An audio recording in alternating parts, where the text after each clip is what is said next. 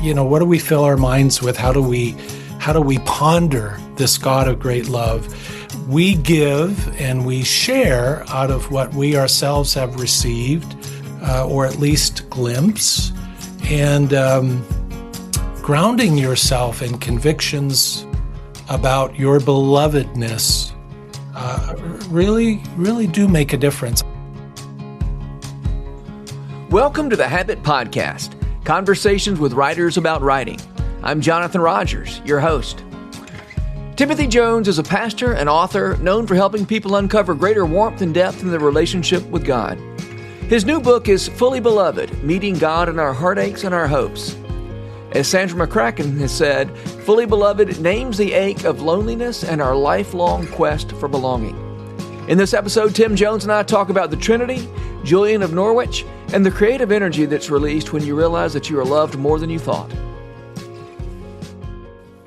Timothy Jones, I'm so happy to have you on the podcast. I'm excited about your new book, Fully Beloved, Meeting God in Our Heartaches and Our Hopes. Thank you, Jonathan. I admire your work, and I'm delighted to be on. Well, we're going to have a lot of fun talking about lots of things. We were talking about autobiography, or rather, memoir, personal essay, as it relates to maybe larger questions. Sure. This is a book about the Trinity and other lofty topics, yes. And yet it's also about your life.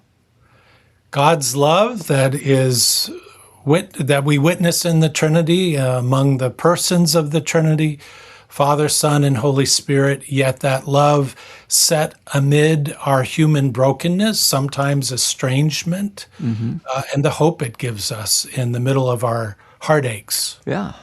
Well, I was going to ask you to give me a short summary of what your book is about. Maybe you just did. What else? Is that what you got?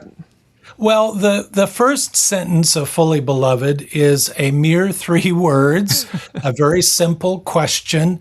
It is, am I loved? Yeah. Am I loved? And I began the book that way with my editor's encouragement, because perhaps no question nags at us more, maybe no question matters as much. We are, as I emphasize in the book, relational through and through. God made us that way, but we also, as we all know, live in times of epic, if not epidemic, loneliness. There's fracturing. We're wearied by the polarizing, the writing people off. Maybe we're wary of others. Relating can get complicated. Some of us grew up hearing voices that said, you're not enough, or you need to prove yourself. And we ended up somehow thinking we need to earn affection, not just among others, but in our praying, our relating to God. And maybe we don't really like ourselves very much, at least in some moments. And so we're busy counting social media likes, or chasing heart emojis, or worrying about status, platform, the latest article acceptance. Yeah. These are, by the way, I just saw a blog somebody titled, "I post, therefore I am." Oh, no. And I thought, yeah, that's how it feels some days. Yeah, sure. But to know that we're God's beloved, to even glimpse it, changes everything in our sometimes broken lives.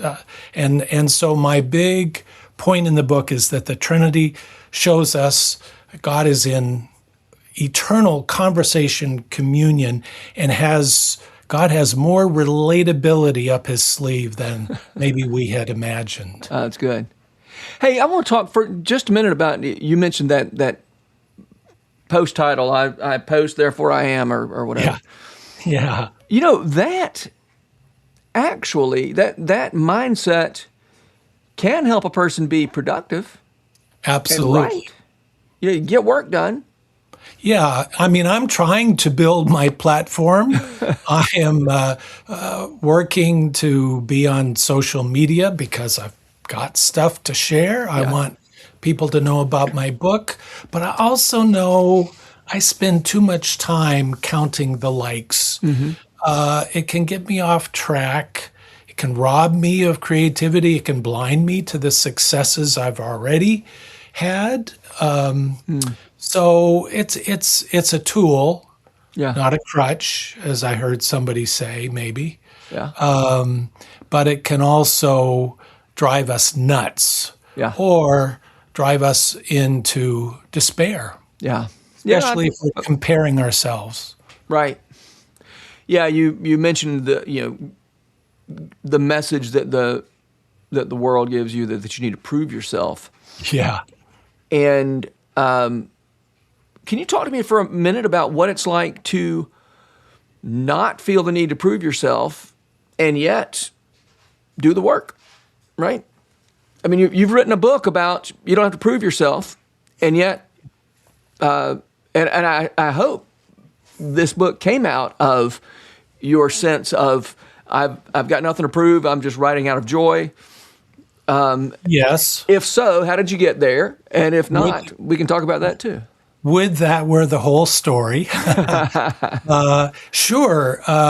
There was something in me, driving me, that had to do with my calling. One of the important things to me about my calling, both as a pastor, as a writer, I've been a magazine and book editor. In all of those arenas, I've cared a lot about making things that seem complicated somehow more inviting, less intimidating. And I wanted to do that with the Trinity. But also, I'm a human person, and we forget that we don't have to earn. Certainly, we don't earn our salvation. We don't earn God's approval. It's a gift. We receive it. I try to live out of that.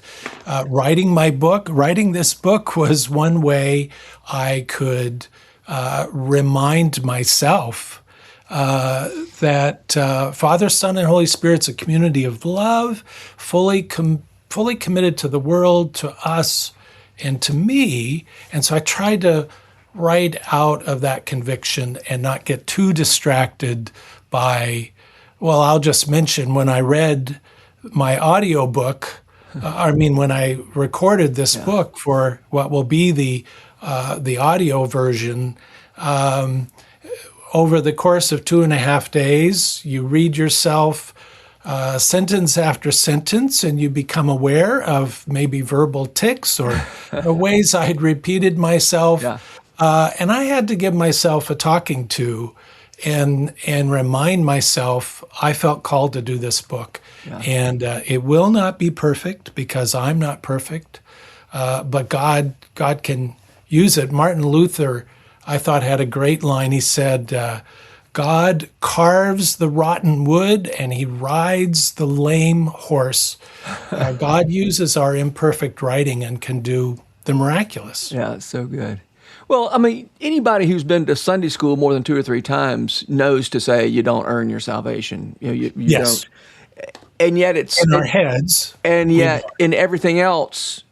So even leaving aside some sort of, our eternal status, it's hard to believe that we don't have to earn approval or. And I'm not against ambition, but it needs to be a holy ambition, more about God and less about us. That's the growth area, I think, for me and a lot of us. What does ambition about God mean? Yeah, well, one of the prayers I said every morning when I was in the thick of writing was from Psalm 51.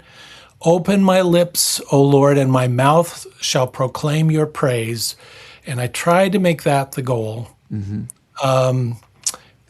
We're those of us involved in writing about big matters, spiritual matters.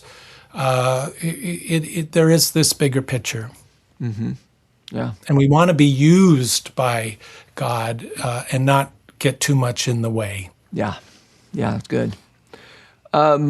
So Let's. I know we've been talking about big eternal matters here. Let's sort of bring it down to back down to earth a little bit. To talk about this idea of personal narrative. I know you've done some thinking. I mean, how could you not have done some thinking about personal narrative and its place in a big, this book is not a memoir, and yet there are some memoiric, if that's a word, aspects to it. Absolutely. Absolutely. Well, for a long time, I've been asking, how might our own life stories enliven our writing, our essays, our blog posts, in this case, a book? There is huge interest in memoir in our time. We're hungry for narrative. I think of writers like Henry Nouwen, Thomas Merton, of maybe kind of earlier decades, Kathleen Norris, Frederick Buechner, Daniel Nayeri, up and coming, Iranian American. So to me, our own story, when artfully, sensitively stitched in, can make a point or a truth come alive. Now, of course, we know there are pitfalls. We don't want somebody reading what we are processing or sharing and saying to themselves, man, this guy needs therapy. We don't want to needlessly hurt other people. We don't want to sound like we're getting back at people who have hurt us. So there are things we do like that, that we keep in mind, and maybe we have people read these sections all the more to say, I don't want to throw so and so under the bus.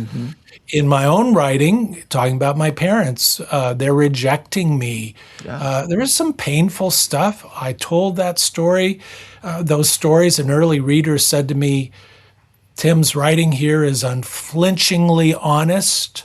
This was from a writer I really respected. And at the same time, I made sure I told about tender moments from my growing up years. My mom rocking me, singing Froggy Went a Courtin', He Did Ride.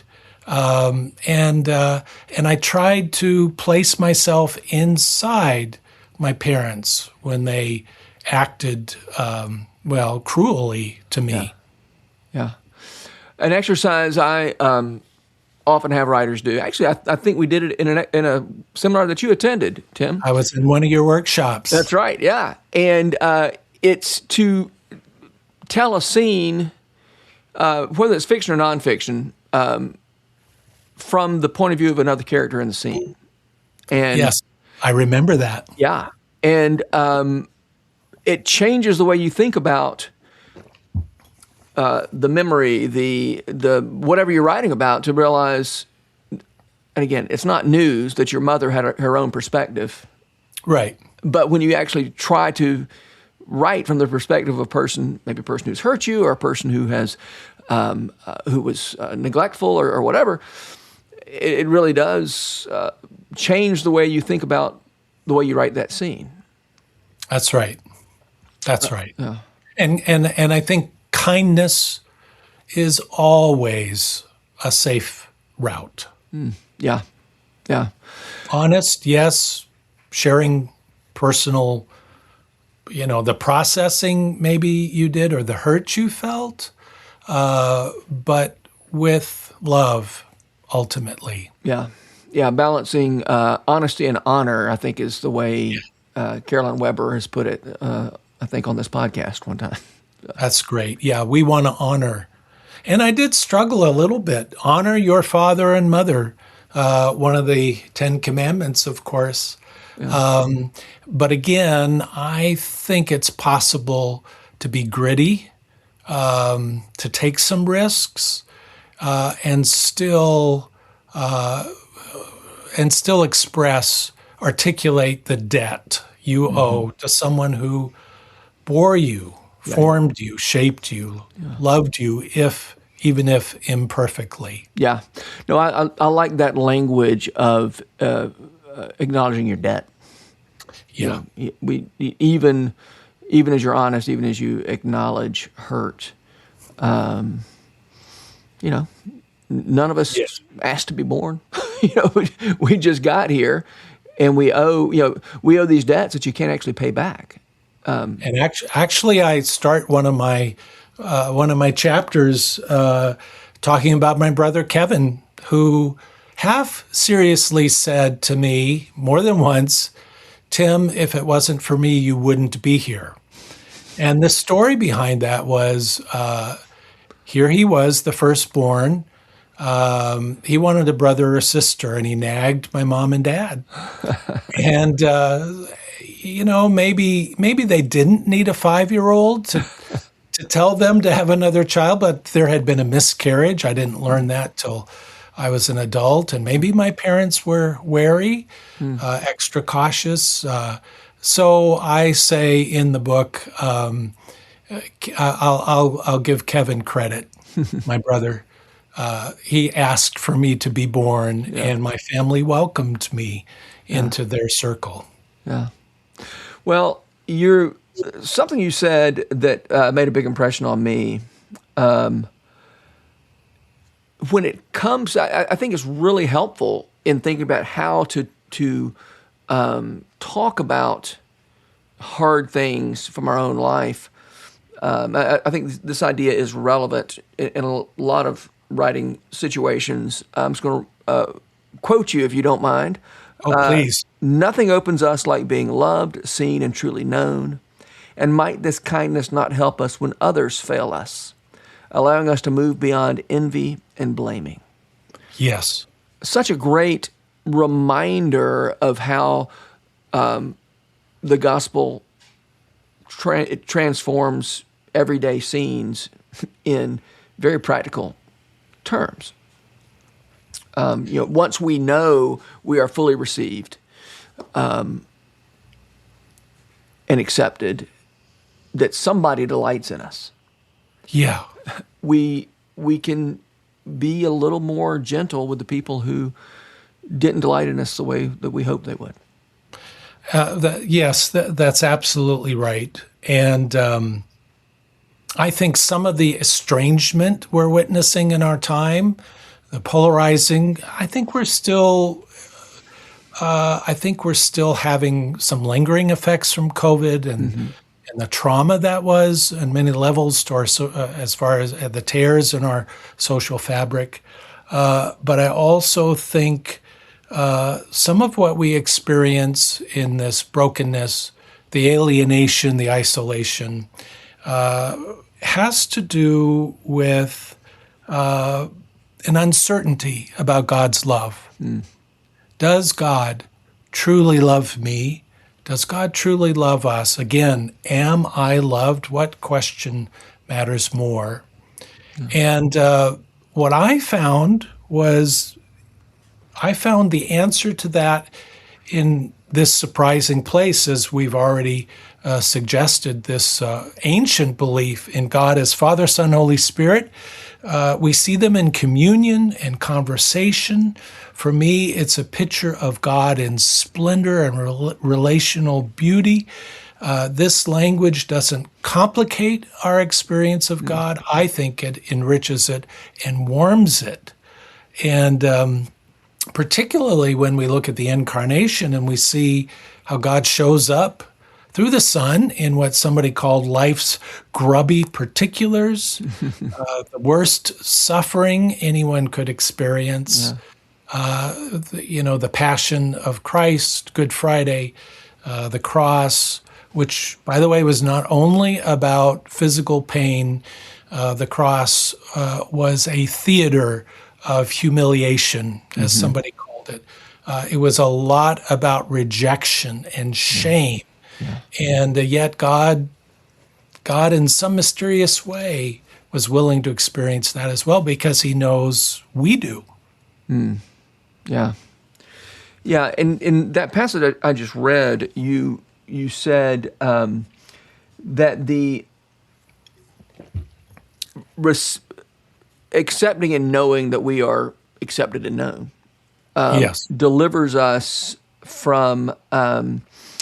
You say that experience of knowing and believing that we are known and loved and received, delivers us from blame, from the desire to blame, but also you mentioned envy, Yes. and I thought that was really helpful to think in terms of I don't have to be envious when I know that I am delighted in, loved, Yeah. received.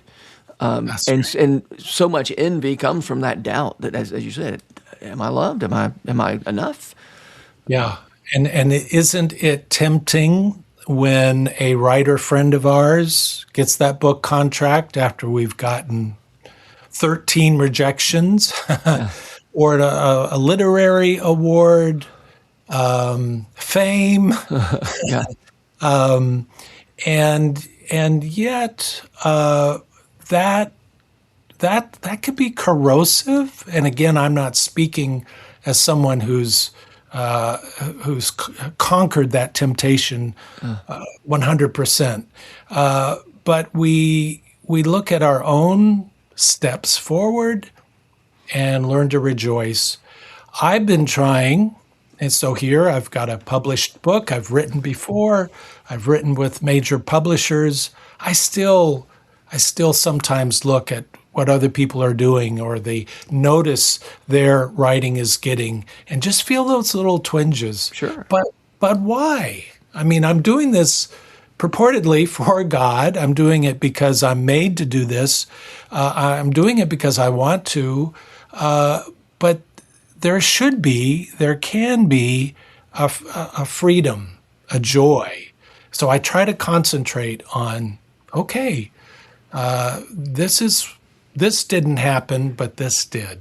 yeah, And this person was helped by what I said. Maybe it's a person sitting across from us at a table at a coffee shop, and something we said makes a difference in their day. yeah, Well, that matters.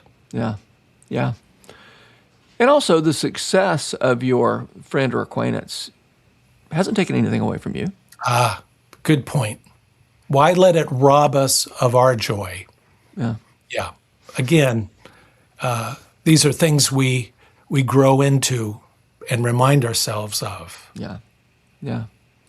On a related note, you quote that oft-cited line from Irenaeus that the glory of God is a person fully alive, and then you make the connection that our aliveness comes from. I mean, one place it comes from is from knowing that you're more beloved than we thought. Yeah. Yeah. And that feels really relevant to a lot of these questions that we are more fully ourselves when we know that we're more loved than we thought we were.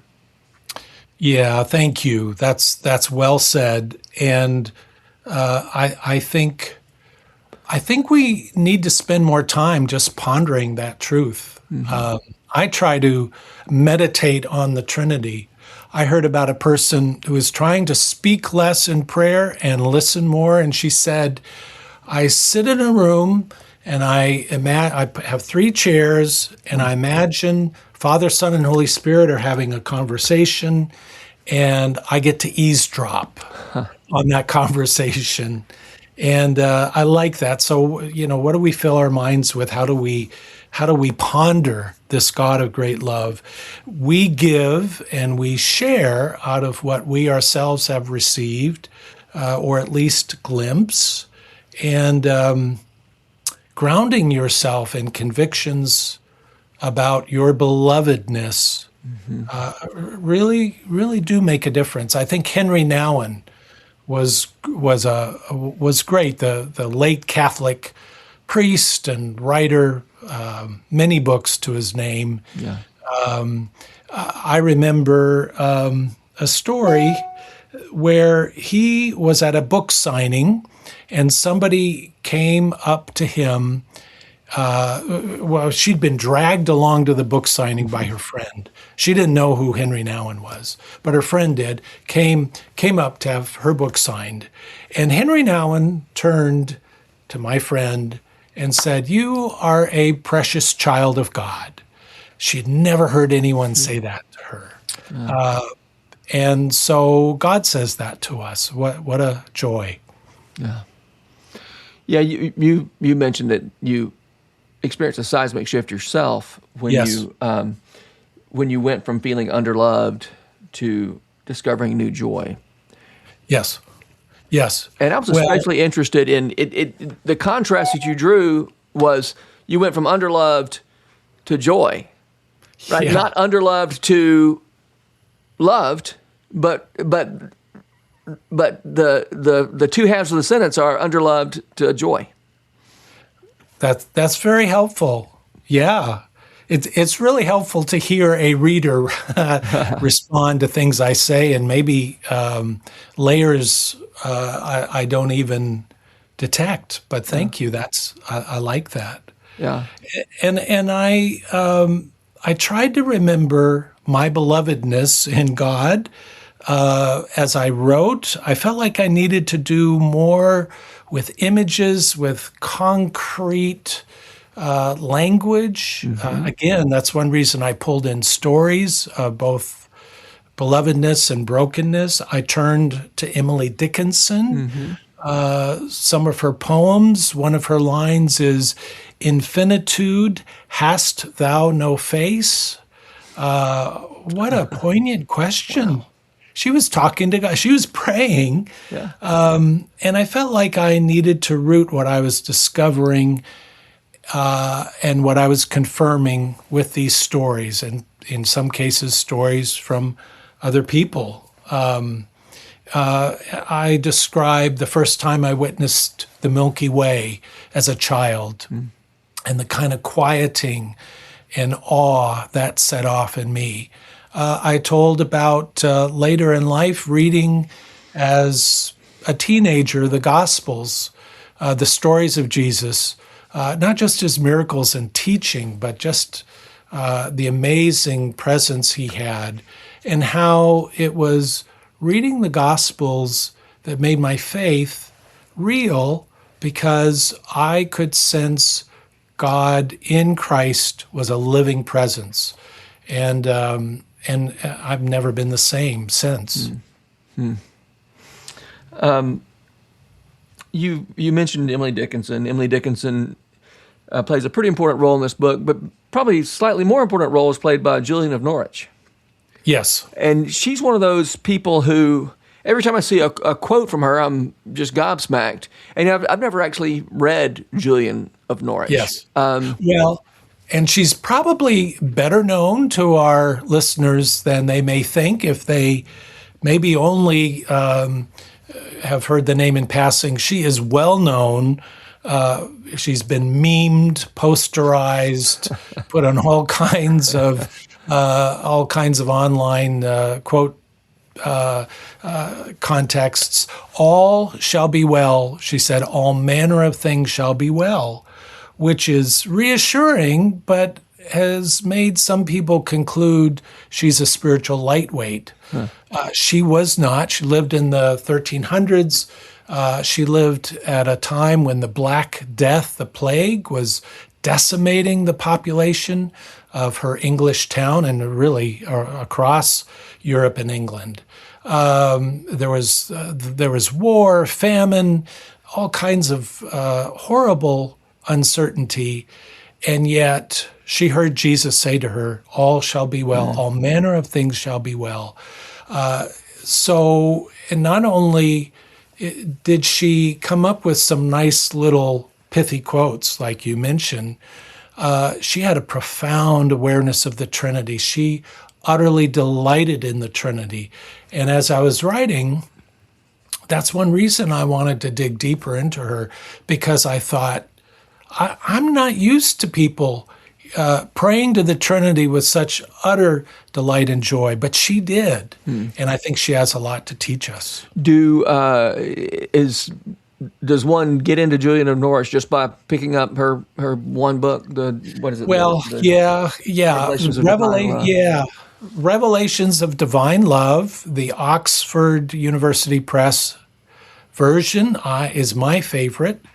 But as a friend of mine who read it after hearing me talk about Julian confessed to me, it's not the kind of book she felt like she could just sit down and read through. And I would affirm that it is really deep. It is dense. She repeats herself, but there's this vibrancy and delight and joy. So it's the kind of book to dip into.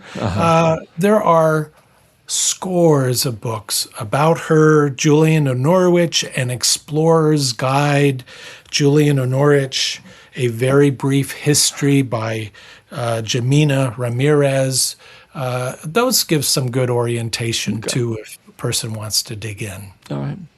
Well, before we run, we've got time, but I want to make sure before we run out of time, I want to talk about your sit down with Archbishop Rowan Williams.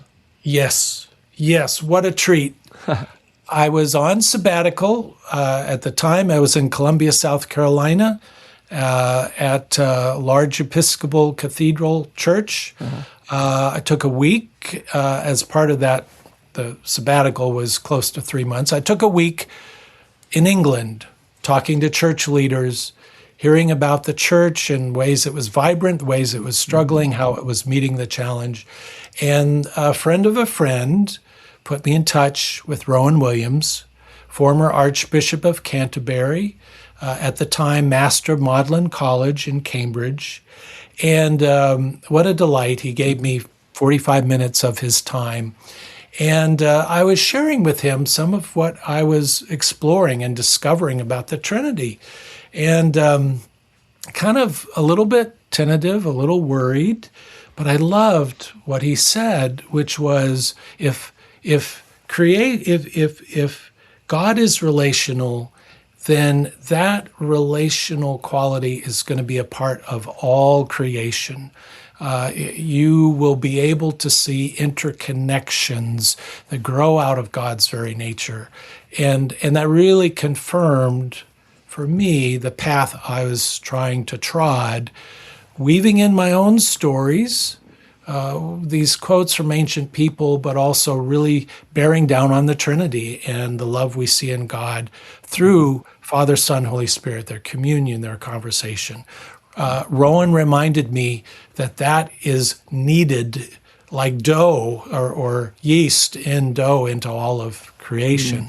Yeah. It's I love that idea that there can be nothing in God's creation that is not somehow embedded in relationship. Yeah. And that feels mystical, except it doesn't have to be mystical. It's also just true. It's just, I mean, nothing exists without being in relation to other things. And then, we only know what a thing is, really, insofar as we understand something about its relationship to other things. And that's right. Yeah, and we forget that in our individualism. That's right. Yeah. The discrete thing, there's not exactly any such thing as a discrete thing because it is shaped by what's near it. I don't know anything about quantum entanglement. It sounds like I'm heading off into something like that, and I'm not because I don't know enough about it to. If I could ever understand quantum entanglement, I think I would like to talk about it, but I don't understand it. I would like to hear you talk about it. I'm a long way from talking about it. Yeah, this is not nature mysticism, and some people rightly get a little nervous. This is saying God is not limited by creation. God is not synonymous with creation because God is above creation, but God is also in creation, certainly in our relating, in our struggles, in our discoveries and joys. And to me, that's really reassuring. Yeah. And I think a writer's job, in large part, is to pay attention to connections that other people they're busy doing other things. Right? Not everybody can pay attention to all the connections all the time. That's just not how. Thankfully, I'm glad the heart surgeon doesn't stand back in awe and wonder every time he cracks open a chest, because that person needs to get on with it, right? They've got a job to do, and yet we also it's not. I guess it's not the heart surgeon's job to stand in awe every time they look at a human heart, but it's somebody's job to be in awe and to point out to other people the awe of the created order. And I think we talked about Emily Dickinson. I think one reason we treasure her poetry, she was a master at that. Mm-hmm. The things she saw in nature, in daily relating, just she opens worlds up of insight and glimpses and understanding. Yeah. And I think Julian Norwich did that as well. When it came to our relating to God, she was sensitive. She saw in her seclusion in that cell attached to the church in medieval England, she was freed up to see some things maybe we are too busy to see, but then she helps us see them. Yeah, yeah. I mean, I think, well, Aquinas puts it in terms of everything's in conversation with everything else. I love that.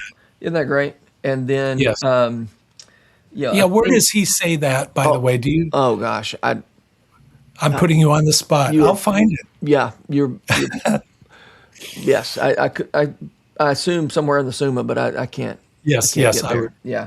And, I love that. Yeah. And a thing can't be itself without being in relationship with other things. Again, we know that just from being human beings. We know that's true. Yeah. And gives the lie to our isolation and our individualism. Yeah. We cannot thrive by ourselves. Yeah. We can't thrive as writers without people that encourage us. C.S. Lewis and J.R.R. Tolkien.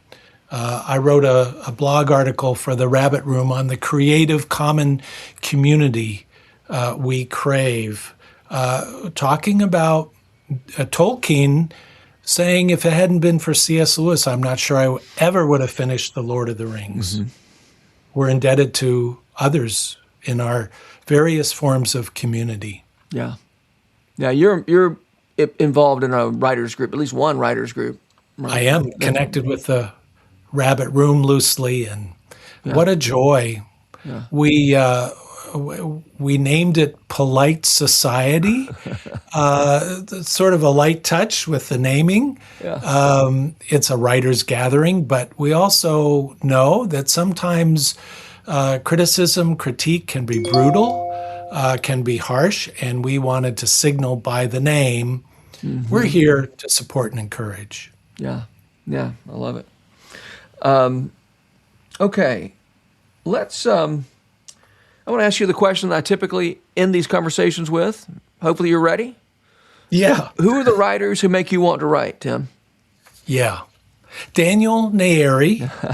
I mentioned him. He's going to be a keynote speaker at Rabbit Room's Hutchmoot later this year. He just won the National Book Award for Young Adult Literature for a fabulous novel, The Teacher of Nomadland, but he's also written a memoir. Thomas Merton, I mentioned, I think earlier, The Seven-Story Mountain. I mean, this is the last century, but I reread it every few years because it traces his story as well as his erupting, growing faith. Christian Wyman, poetic cadences and compelling ideas, and he's learned to stitch memoirish segments into his writing in a way that helps what he says come alive. There are others. That's a sampling. Yeah. So fun. I love all those. Well, thank you. Thanks for the conversation. Great questions. I loved our conversation. Thank you.